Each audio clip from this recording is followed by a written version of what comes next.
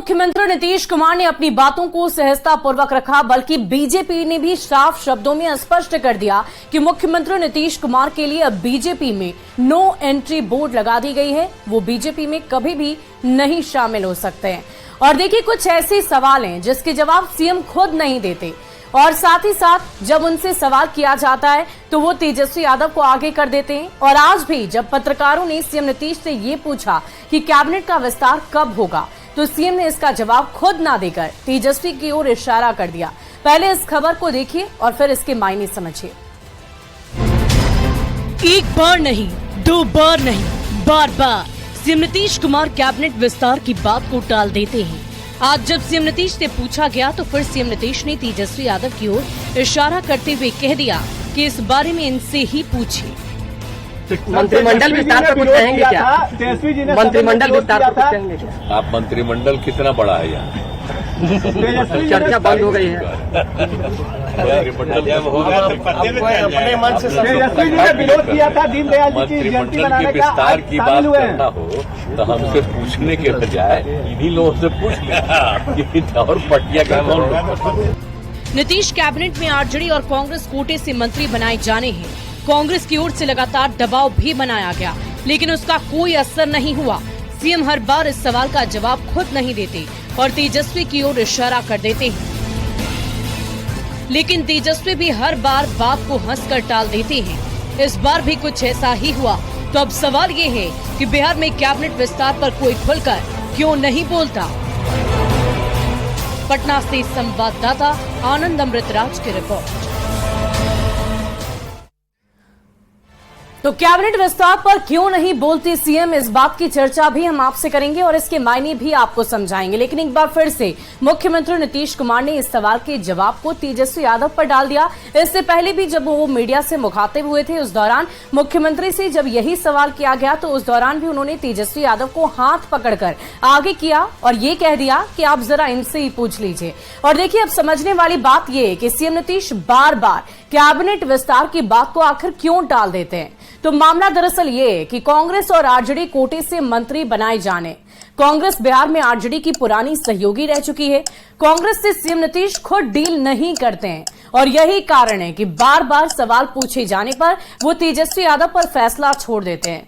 राष्ट्रीय स्तर पर कांग्रेस के साथ मोलभाव का विकल्प खुला रखना चाहते हैं और यही वजह है कि मुख्यमंत्री नीतीश कुमार एक बेहतरीन रणनीतिकार के तौर पर भी देखे जाते हैं, क्योंकि वो हर फैसला बहुत ही सोच समझकर उठाते हैं। और कैबिनेट विस्तार पर सीएम नीतीश की चुप्पी पर कांग्रेस का कहना है कि वो काम करवाना जानती है।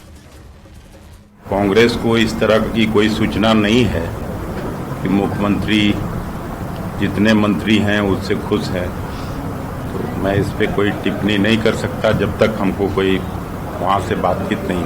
अब हर पार्टी के लोग अलग अलग अपनी बात कहते हैं, उसके लिए कोऑर्डिनेशन कमेटी बना हुआ है। कोऑर्डिनेशन कमेटी में ये सब बात होनी चाहिए, अगर कुछ ऐसी बात है तब। और इस बीच एक बड़ी खबर आपको बताएं, सीएम नीतीश कुमार की तरफ से एक अहम फैसला लिया गया है।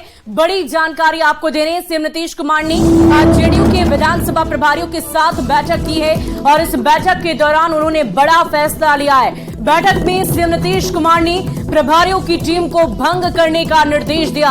अब जेडीयू विधानसभा सीटों की संख्या के आधार पर अपनी नई टीम का गठन करेगा। साथ ही सीएम ने जेडीयू नेताओं को जन कल्याणकारी योजनाओं की जानकारी दी और लोगों को ये सलाह देने की बात भी कही है। बड़ी जानकारी आपको दे रहे हैं। सीएम नीतीश ने एक बड़ी बैठक रखी और साथ ही साथ विधानसभा प्रभारियों की टीम को भी भंग कर दिया है। जेडीयू को लेकर कुछ अहम फैसले उनकी तरफ से लिए गए हैं। बैठक में सीएम नीतीश ने कई अहम दिशा निर्देश भी दिए। सीटों के आधार पर नई टीम बनाई जाएगी, इस बात की चर्चा उनकी तरफ से की गई। यह अहम निर्देश दिया गया है। पदाधिकारियों की बैठक में उन्होंने भरोसा दिलाया है कि आगे की रणनीति हम बेहतरीन तरीके से बनाएंगे।